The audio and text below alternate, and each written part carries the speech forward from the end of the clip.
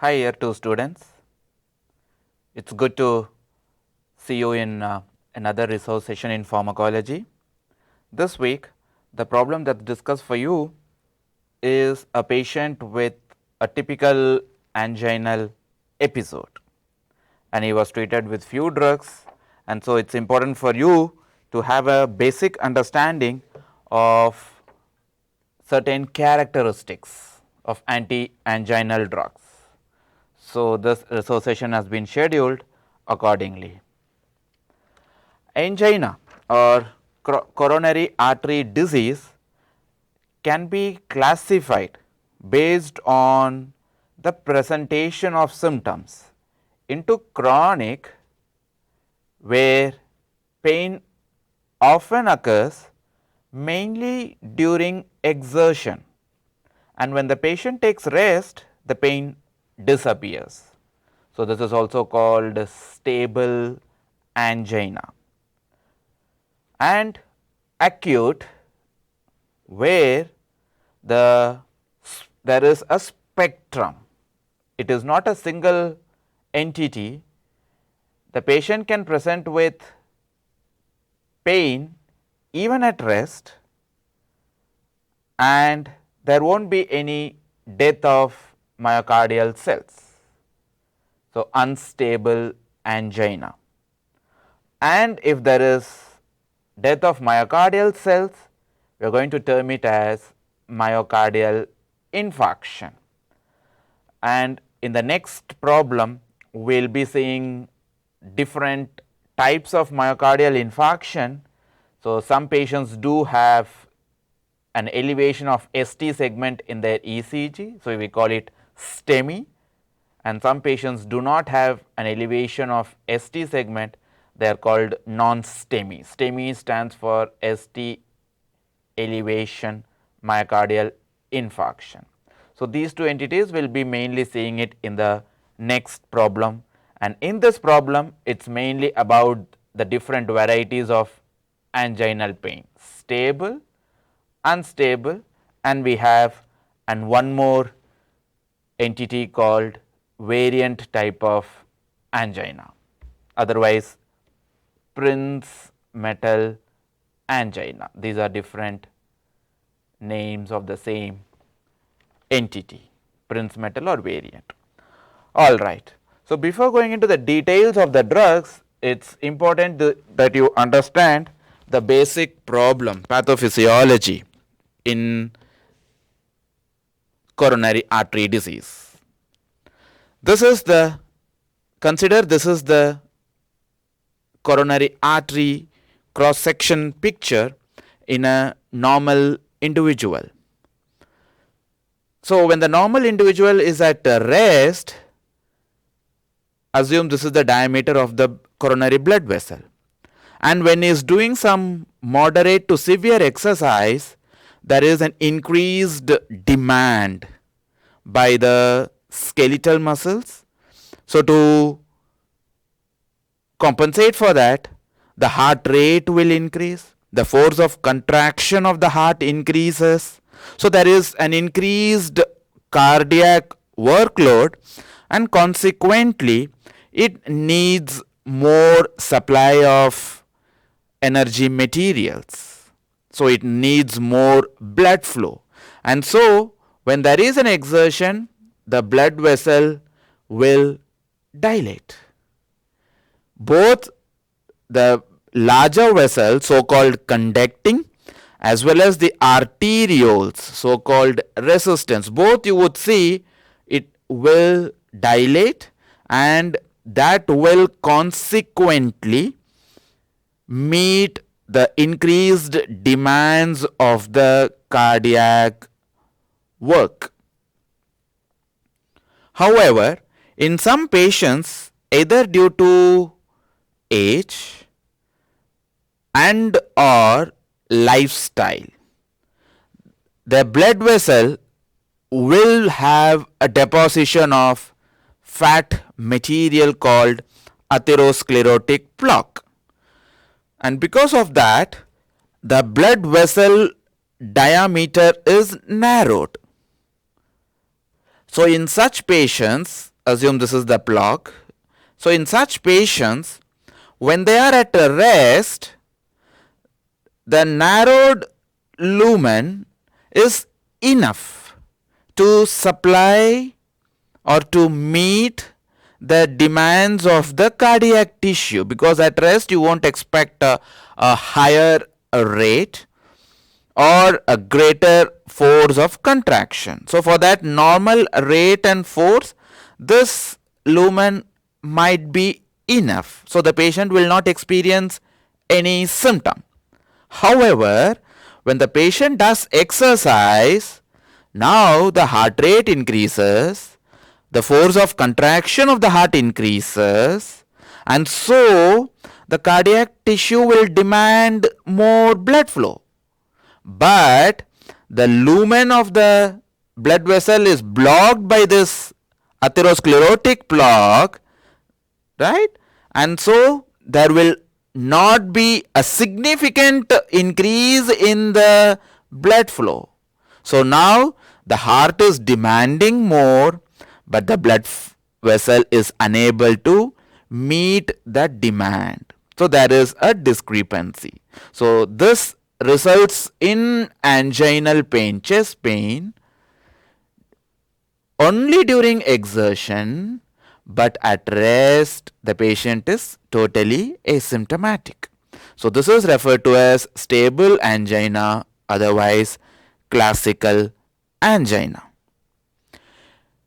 When such patients are untreated or not treated adequately, or they are not taking the lifestyle modifications seriously, what might happen is the atherosclerotic plaque will enlarge in size, and a time will come where the atherosclerotic plaque will break and the subendothelial tissue will be exposed to the circulating blood. And in the circulating blood we have platelets, which will form a thrombi, platelet clump, and then coagulation factors will get attached to the platelet, and now you have a plaque, and in addition you have platelets and coagulation factors on top of it, and this will certainly narrow down the lumen even at rest considerably. So when this happens, even at rest, the coronary blood vessel will not be able to supply the nutrients and the oxygen that is necessary for the cardiac tissue to perform their function. So now the patient will have anginal pain even at rest, and this is referred to as unstable angina. So where you have a plaque and on top of it you have the platelets and the clotting factors forming thrombi. So these are the two commonly observed anginal episodes. Stable or classical, whereas there is only plaque, and at rest patient is asymptomatic. During exertion the patient will often present with anginal symptoms. Unstable angina, where the patient has plaque and on top of it you have platelets and coagulation factors forming thrombi, and even at rest the patient will have anginal symptoms. Now coming to the third variety, which is called variant or Prinzmetal angina, where you could see the blood vessel lumen is clear. It doesn't have any significant occlusion by the atherosclerotic plaque.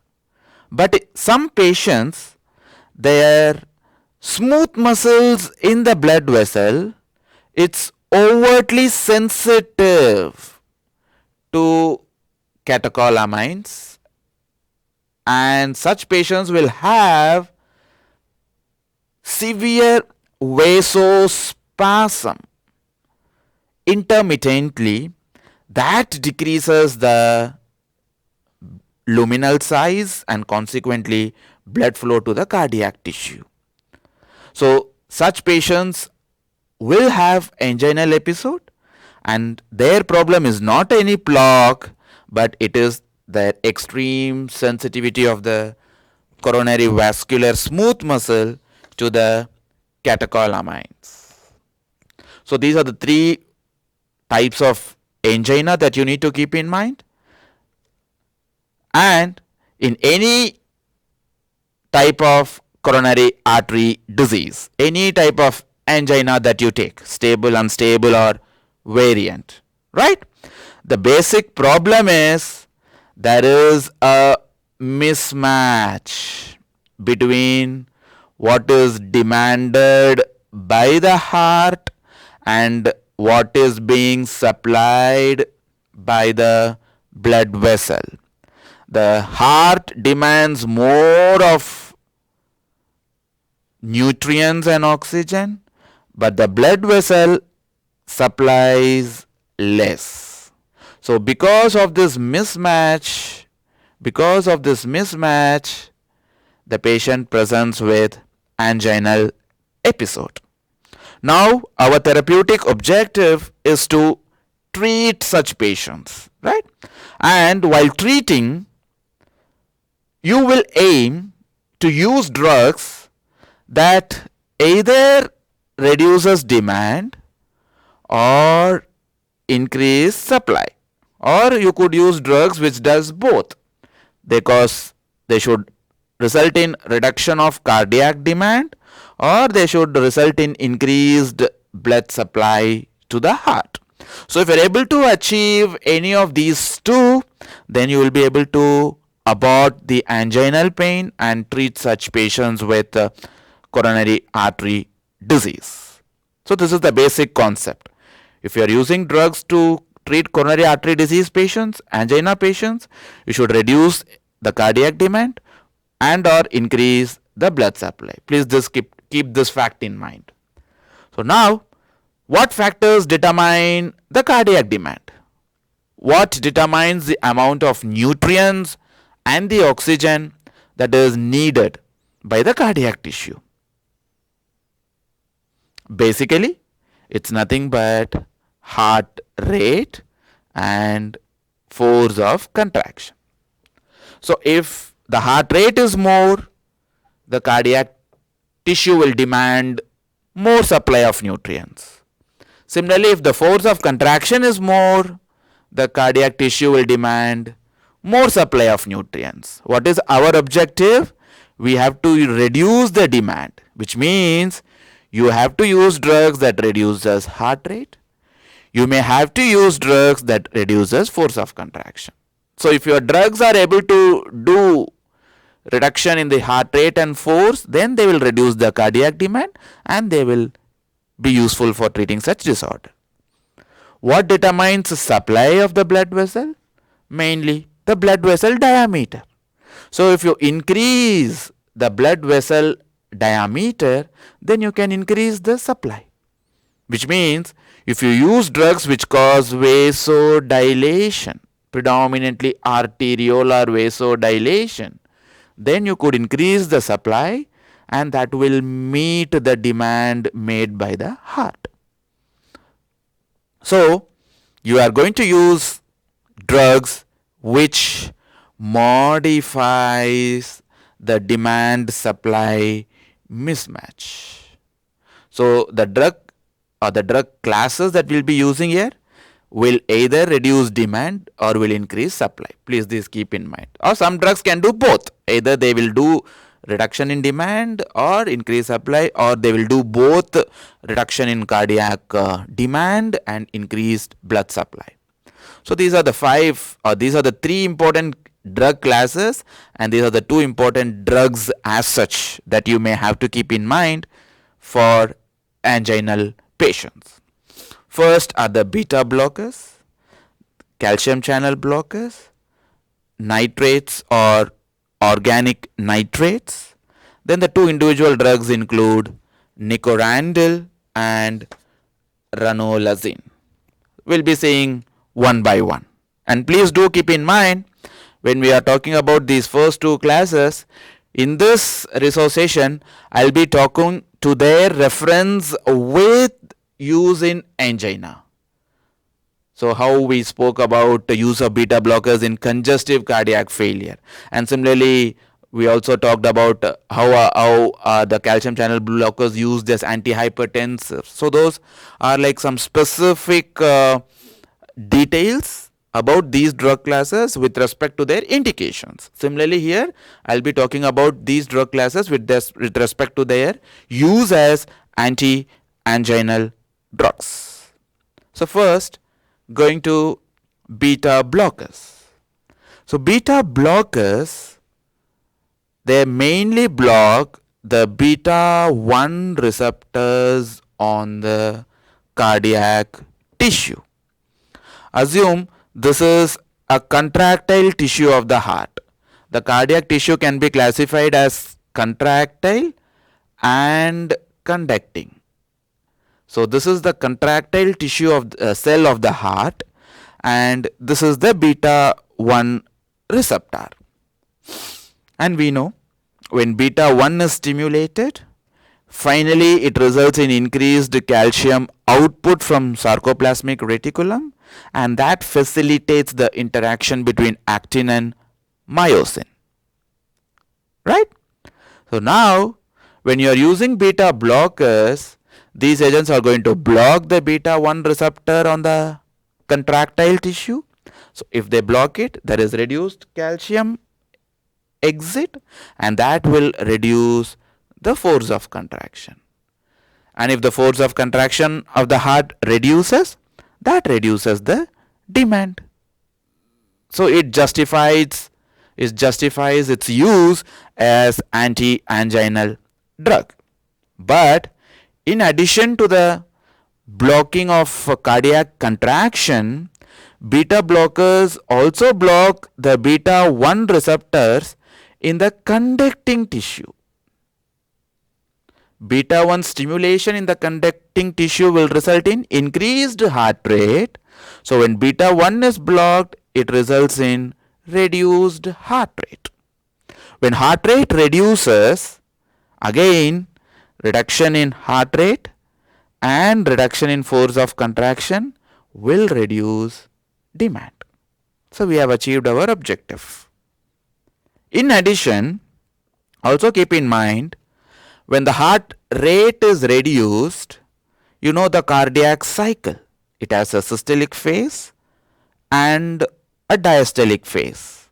When the heart rate is reduced, there is consequently increased time spent by the heart in diastolic phase. So the diastolic time increases. And if you refresh your physiology, cardiac tissue will receive the blood supply during diastolic phase. So when there is increased diastolic time, there is consequently an increased perfusion to the cardiac tissue. This will not be like a drug which causes vasodilation, but nevertheless there will be a minimal increase in the cardiac supply of blood to the cardiac tissue. So this is how beta blockers are mainly used as anti-anginal drugs. So this is the mechanism. When do we use beta blockers? In which patients do we prefer to write one of the beta blockers in angina, with respect to angina? So in all patients who have infarction, with or without left ventricular dysfunction, beta blockers are a must. Why? Could you recollect from the first resuscitation?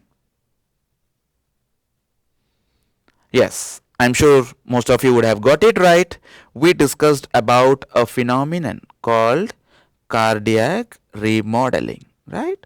And if you want to avoid this, you need to block beta, you need to block angiotensin and aldosterone. So beta blockers have to be there in patients with MI who are more prone for cardiac remodeling, and that subsequently will increase their risk of having a failure, congestive cardiac failure. So beta blockers are essential for all patients with MI. They're also indicated for patients who have chronic stable angina pectoris. And when they have tachyarrhythmias, I mentioned it arrhythmias when in fact it should be tachyarrhythmias. So when patients have tachyarrhythmias, again beta blockers are one commonly indicated drug. Similarly, patients who have hyperthyroidism, because thyroid is one hormone that increases the sensitivity of the beta receptors to catecholamines. It increases the cardiac load, the thyroid hormones. So such patients will have increased thyroid hormone and they have increased cardiac work. So when such patients have anginal episode, beta blockers are considered to be one of the first line drugs. We discussed about 3 important beta blockers that we'll be using it in congestive cardiac failure, right? MBC, metoprolol, bisoprolol, carvedilol. In fact, these 3 beta blockers are so good even for anginal patients. So at your level, it is enough if you just know that one of these metoprolol, bisoprolol, carvedilol is preferred in patients with angina from the class of beta blockers.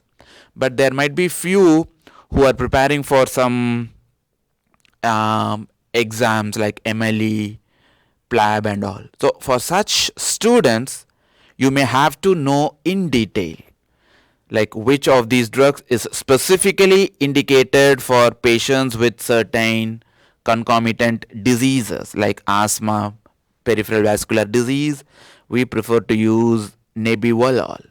Could you recollect what is so special about nebivolol? Well done. It releases nitric oxide, N for N.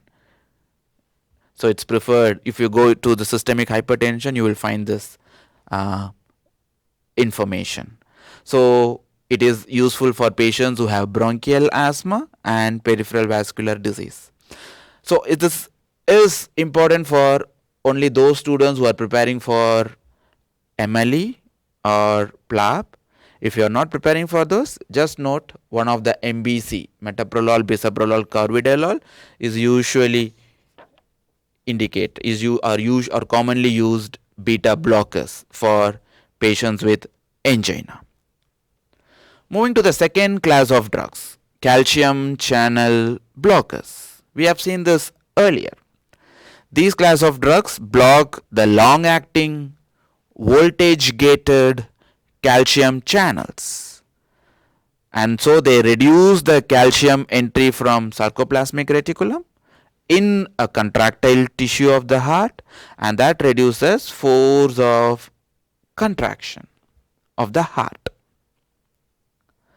Before going further, if you recollect the lecture on antihypertensives, we said there are 2 types of calcium channel blockers: dihydropyridine and non-dihydropyridine.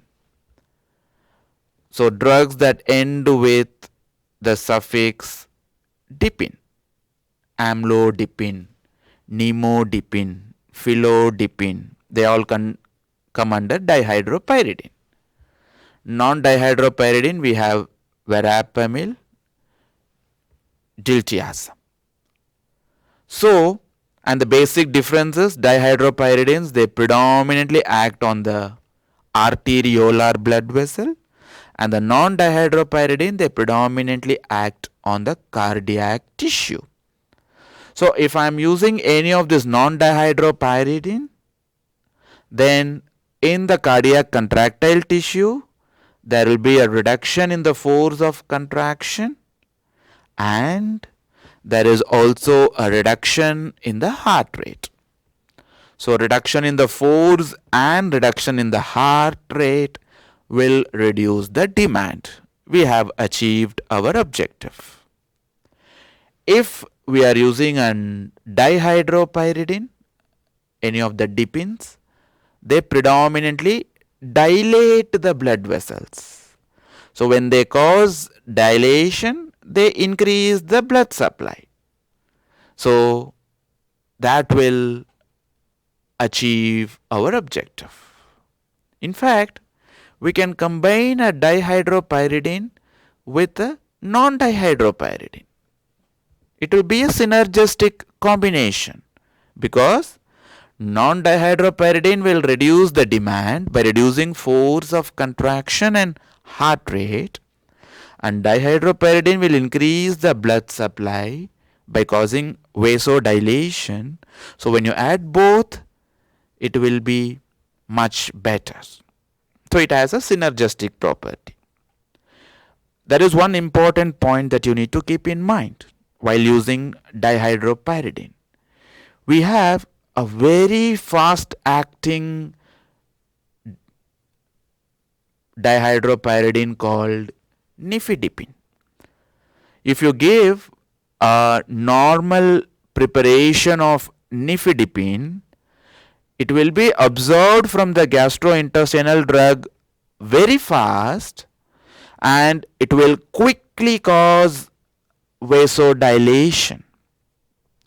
When there is a rapid vasodilation, that will be sensed by the chemoreceptors, that we have it in the carotid and the aortic arch, and that will increase the sympathetic discharge to the heart, and consequently that increases the heart rate and force of contraction.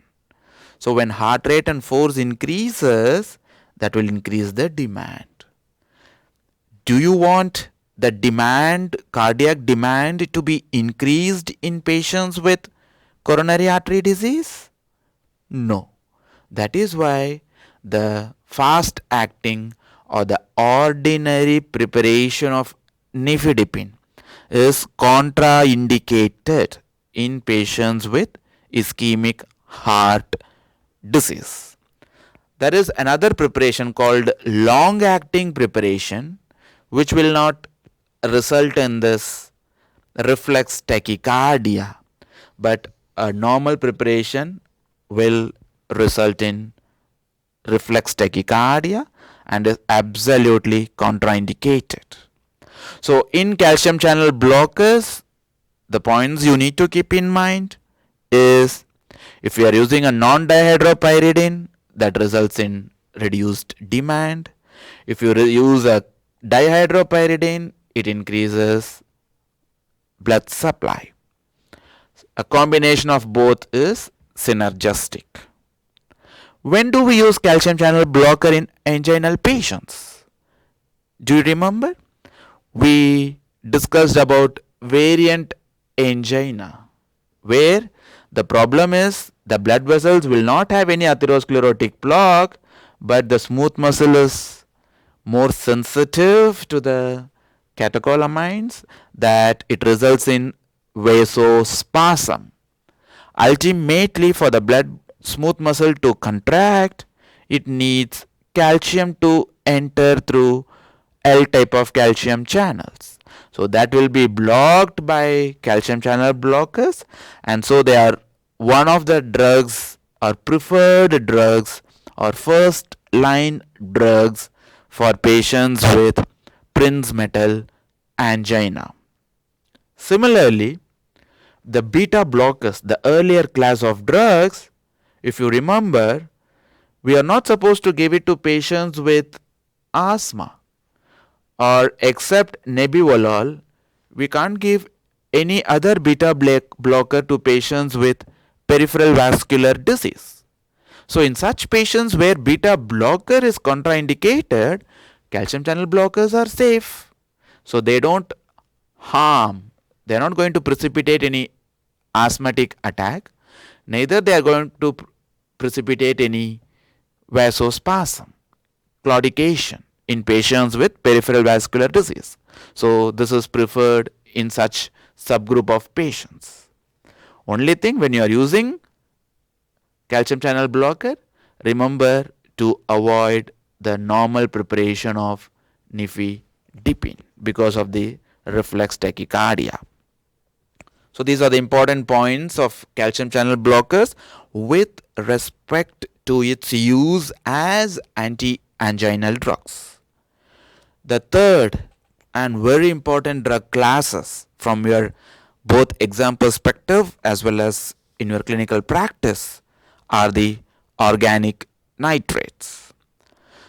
So nitrates can be classified based on their duration of action into short acting, where we have glyceryl trinitrate, otherwise called nitroglycerin, and long acting nitrates like isosorbide dinitrate, isosorbide mononitrate. At least keep these two drugs in mind. Even if you are unable to remember these, it's fine. So at least keep these three drugs in mind. GTN or nitroglycerin is short acting but fast acting, and ISDN and ISMN are the long acting drugs. We have seen their mechanism of action earlier. In fact, in the first resource session in congestive cardiac failure, I showed you this picture. Nitrates, they are prodrugs, right? And in the blood vessel, with the help of some enzymes in the smooth muscle, the nitrates will release nitric oxide. And that nitric oxide activates myosin light chain phosphatase, which removes the phosphate from the myosin light chain, and that causes separation of myosin light chain from actin, and that leads to relaxation of vascular smooth muscle, and particularly it relaxes veins more than arterioles. So that's why we classified it under predominant venodilator.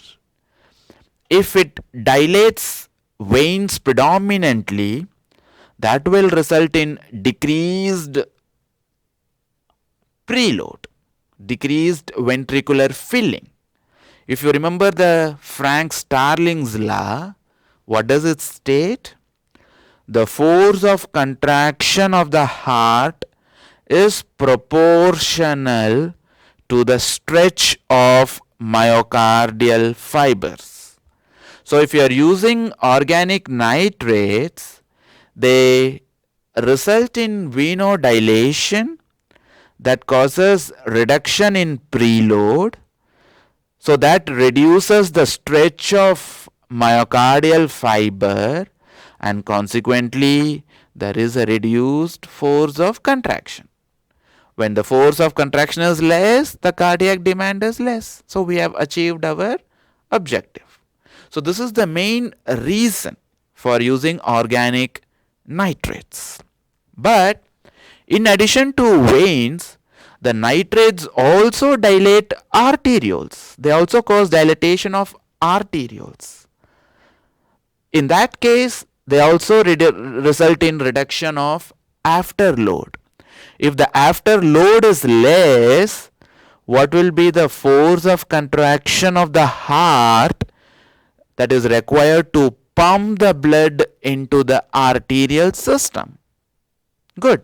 That will also be less. So that will also reduce force of contraction of the heart. So both a reduction in the preload due to venodilation and a reduction in the afterload due to arteriolar dilation will result in reduced force of contraction. In addition, nitrates also causes coronary redistribution. I'll take some time to explain this picture. Please pay attention to it. Assume this is the larger blood vessel, so-called conducting vessel, and assume these are all the smaller ones, arterioles, and assume this is the ischemic region where the blood flow has been less, right? Now, assume this is the ischemic region where the blood flow has been less, right? Now you have a block, and because of that there is decreased blood flow to the certain regions of the heart, because of which the patient has anginal pain.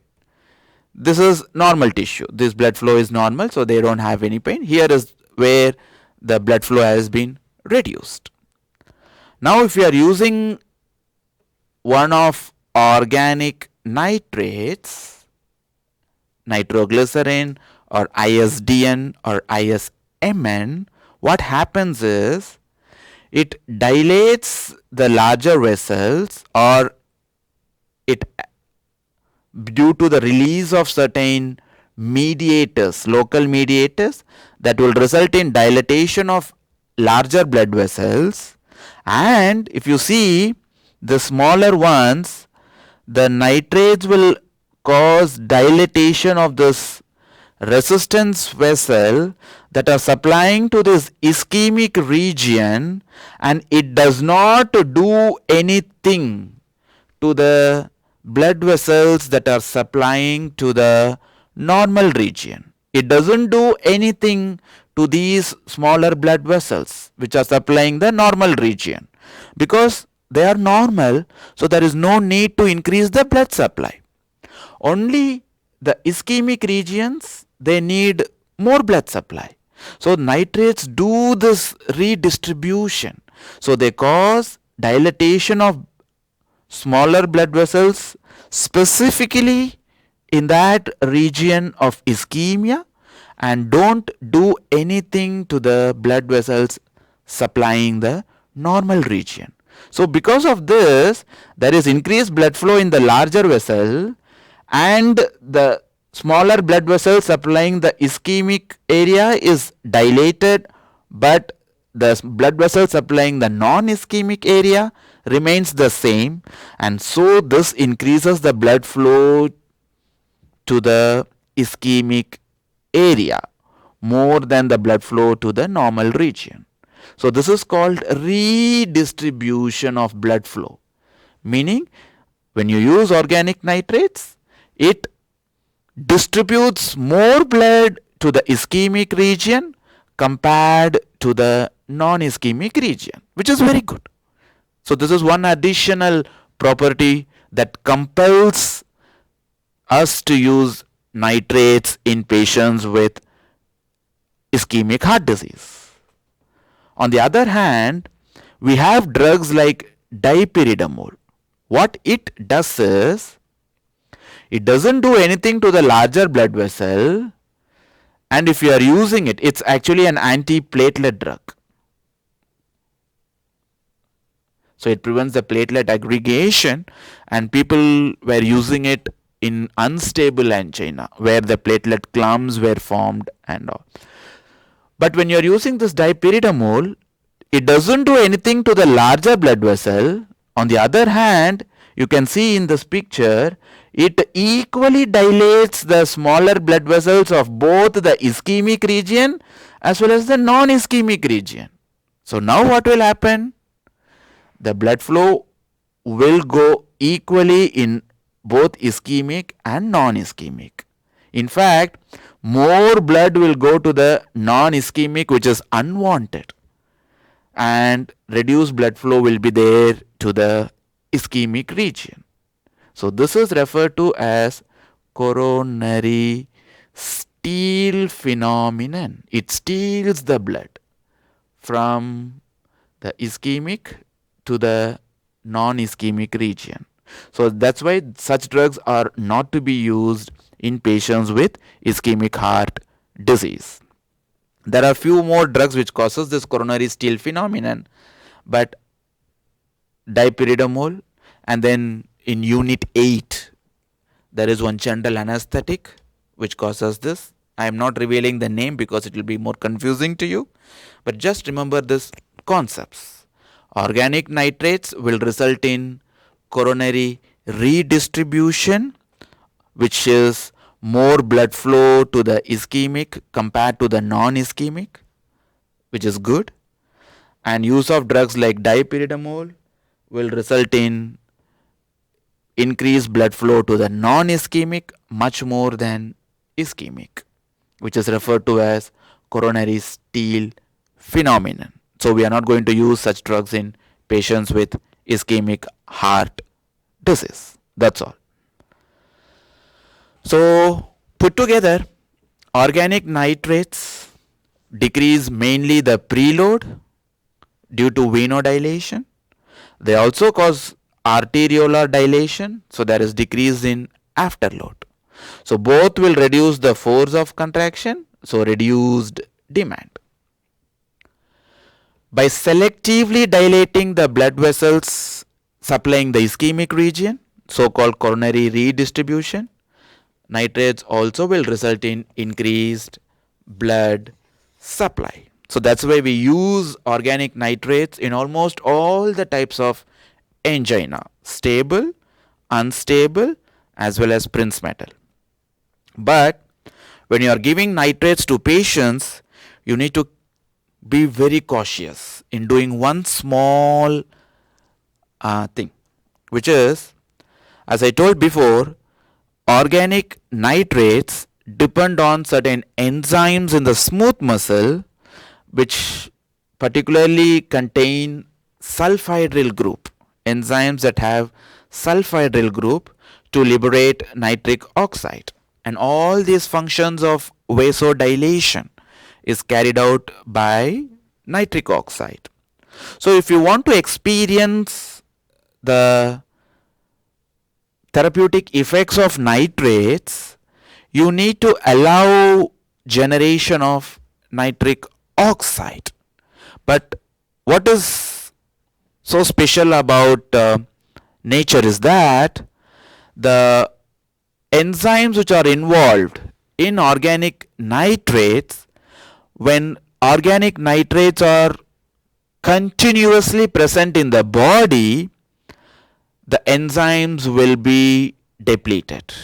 They become inactive after some time if you continuously make them work in converting organic nitrates to nitric oxide.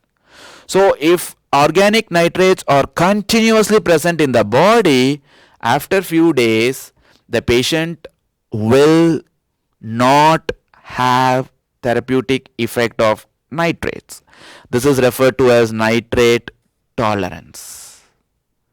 So if you don't want the patient to develop nitrate tolerance, you need to give what is called as nitrate free interval.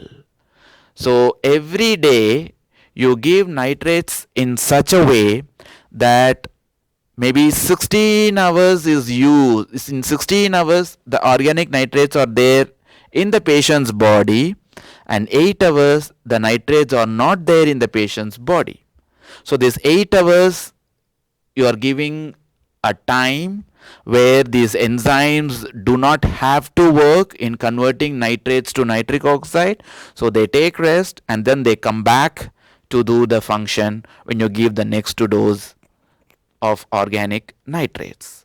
So it's important for you to give what is called as nitrate free interval of at least 8 hours a day for not experiencing nitrate tolerance. So just keep this in mind. Don't worry about all these drugs. So these are all like additional interventions that you could do, but they are all like second line. First and the foremost is you should provide a nitrate free interval. That's enough. Before giving nitrates, you need to ensure two things are there in the patient, especially particularly when the patient has an acute anginal pain. Before you give nitrates sublingually, the systolic blood pressure you should measure, and it has to be at least 100 or above. Only then nitrates have to be given. If systolic blood pressure is less than 100, avoid giving nitrates. Please keep this fact in mind. The second history that you should ask the patient, particularly if it's a male patient, is whether the patient has taken a drug called sildenafil. It belongs to phosphodiesterase 5 inhibitor. The so-called brand name of this drug is Viagra. We are not going to see the details of this drug. This will be done in Unit 8. You need to just ask if you have a male patient before giving nitrates. If the patient has taken sildenafil in the last 24 hours, the patient should not be administered nitrates. It should be avoided because it will result in significant hypotension and the patient might die. So please ensure these 2 points before you give nitrates for acute anginal attack. When do we give nitrates? It's basically for any type of angina, stable, unstable, and variant. We prefer nitrates. They are also used in patients with congestive cardiac failure. Do you remember? In the drugs for congestive cardiac failure, there are 3 Ds, and the second D is vasodilator, where we discussed that nitrates in combination with which other drug? Good, hydralazine, right? So this has been shown to reduce the mortality. So we can use in that. Nitrates, apart from vascular smooth muscle, they also relax the biliary sphincter. So they can be used in patients who have biliary colicky pain. Similarly, they can be used in patients who have esophageal spasm and in cyanide poisoning. These are all just other non-cardiac indications, not terribly important right now. But regarding cardiac, just to keep in mind, we prefer to use nitrates in patients with any type of angina and in congestive cardiac failure. So nitrates are available as injection, they're available as patch, transdermal patch, or you can keep as sublingual tablet. If you have a patient with acute anginal pain and the systolic blood pressure is 100 or above, and if it's a male patient, you should not have taken sildenafil in the past 24 hours. This is the preferred mode of administration, sublingual, right? This will result in immediate absorption through the sublingual vein and to the systemic circulation. That will immediately result in decreased demand and increased supply. So please this keep in mind with regard to use of nitrates as anti-anginal. So this completes the 3 essential drug classes used for angina: beta blockers, calcium channel blockers, organic nitrates. Now only we have 2 more important drugs and just few other supportive drugs. Nicorandil has a mixed type of action. You need to know that nico, so it's nitrate, right? Ni stands for its nitrate-like mechanism. So it acts like organic nitrates in releasing nitric oxide, but it does not depend on the enzymes containing sulfidyl groups, unlike the organic nitrates. So if it is releasing nitric oxide, then it will do the same job as like organic nitrates. So predominant venodilation, reduced preload, reduced demand, increased supply through reduction in afterload. and coronary redistribution, right?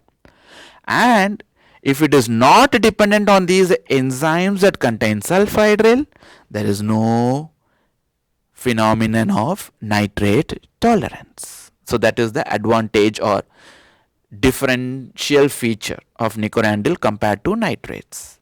In addition, nicorandil also opens the potassium channel in the arterioles. So it further relaxes the blood vessels, increases the circulation. So it's mainly used in a small subgroup of patients in whom you are giving a nitrate free interval, and during that interval the patient has angina. So to treat such anginal episode, we can't use nitrates because it is the nitrate free period during which the chest pain has occurred. So for such patients, we prefer to give nicorandil. It is also preferred for patients who, despite receiving the conventional first line anti-anginal drugs like beta blockers, calcium channel blockers and nitrates, they still have anginal episodes, and nicorandil can be added. Another individual drug used for angina is ranolazine. In patients with ischemic heart disease, there is increased activity of the late intrinsic sodium channels that allow increased entry of sodium, that consequently increases the calcium concentration. If there is more calcium free floating in the cardiac cell, it results in increased electrical conduction that results in tachyarrhythmias, and it also results in increased tone of the cardiac muscle that results in increased force of contraction. So when the sodium entry is more, that results in increased heart rate and force. So if you block the sodium channel, you will reduce the heart rate and force of contraction, which is what is done by the drug called ranolazine. It is mainly used in chronic angina.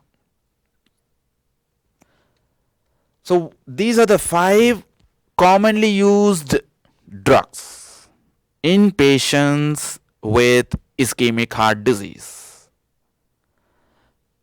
Patients with coronary artery disease, apart from having anginal episode, we are not addressing, if you have seen beta blockers or calcium channel blockers or organic nitrates, or even take nicorandil, ranolazine, all these are going to reduce the cardiac demand or increase the supply. But we have not addressed the main issue which is causing ischemic heart disease, which is, yes, the presence of atherosclerotic plaque.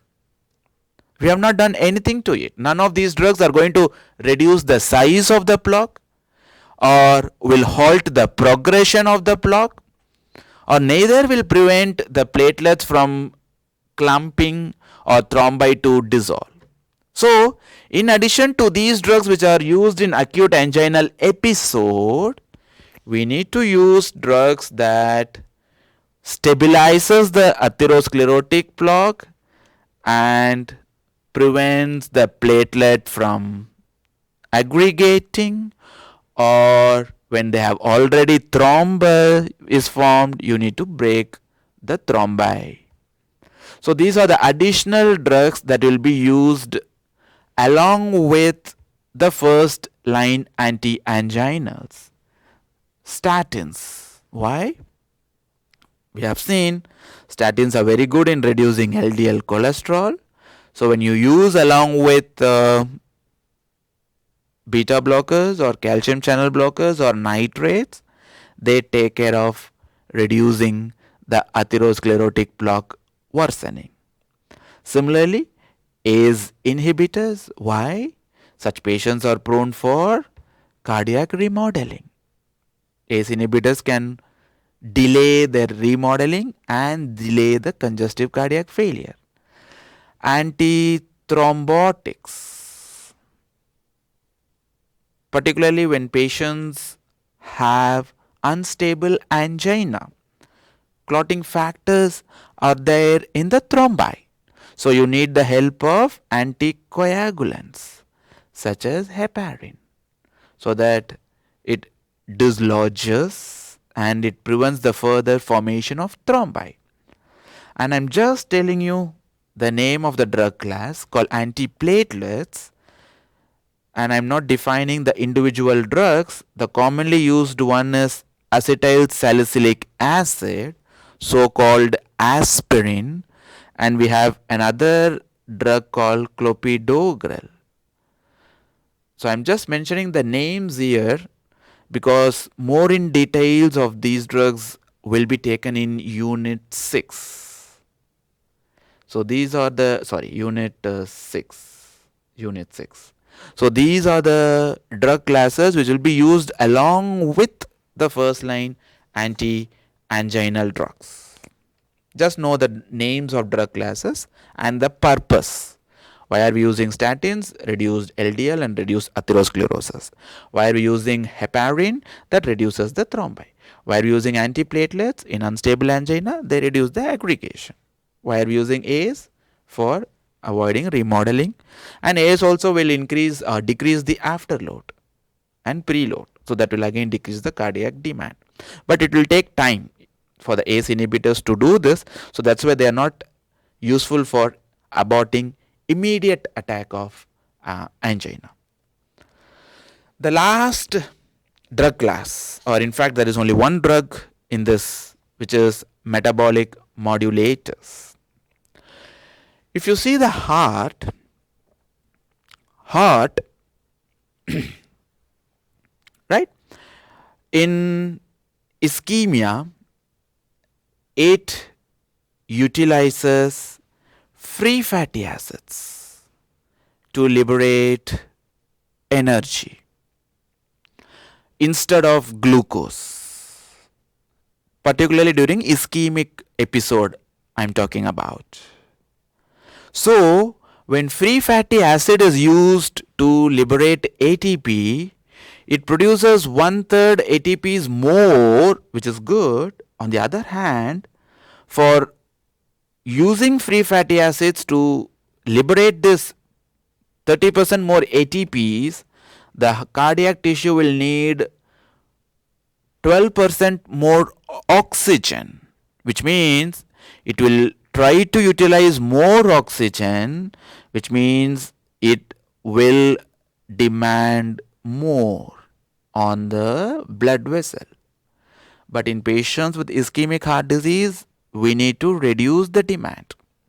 So if instead of utilizing the free fatty acid, by some mechanism, if you can switch the utilization to glucose to produce energy, that will reduce the amount of oxygen needed by the cardiac tissue. This is done by a drug called trimetazidine. So trimetazidine prevents the utilization of fatty acids and it shifts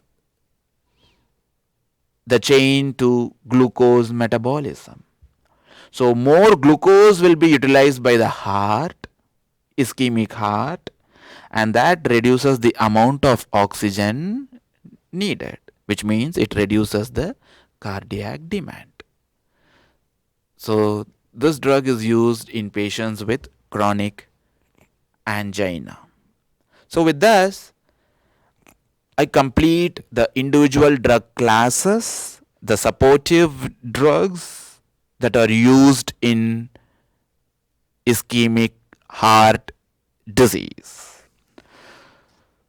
To summarize, the main drug classes that we use in ischemic heart disease are the beta blockers, calcium channel blockers, organic nitrates, nicorandil, ranolazine, trimetazidine, and we have supportive drugs, statins, ACE inhibitors, antithrombotics, antiplatelets.